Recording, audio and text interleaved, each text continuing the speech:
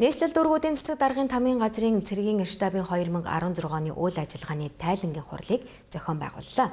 Энэ үеэр цэргийн штабаас 2017 оныг хууль тогтоомжийг сурчлах жил болгох зорилтыг дэвшүүлсэн юм а. Нийслэлийн цэцэг даргын тамгын газрын цэргийн штабаас 2016 оныг батлан хамгаалах бодлогын үндэс баримт бичгийг сурталчлах цэргийн насны залуучуудын эрүүл мэндийг сайжруулах дэмжлэг үзүүлэх жил болгонд зорилгыг хэрэгжүүлсэн.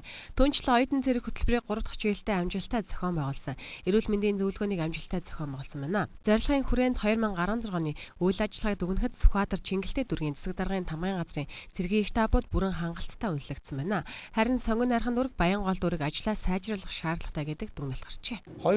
2016 онд бид нэр бас олон ажлуудыг бас орон нутгийн төрийн захиргааны байгууллага дүүрэг хороо иргэдтэйгээ хамтарч одоо зохион байгуулж явууллаа. 2016 онд батлан хамгаалах багц хууль үндсэндээ шинээр одоо батлагдсан.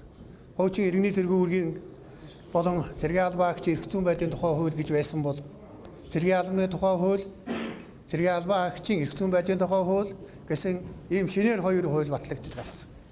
Бүр цаашлаад хоёр хууль шинжлэхтэн боловсрогдсон.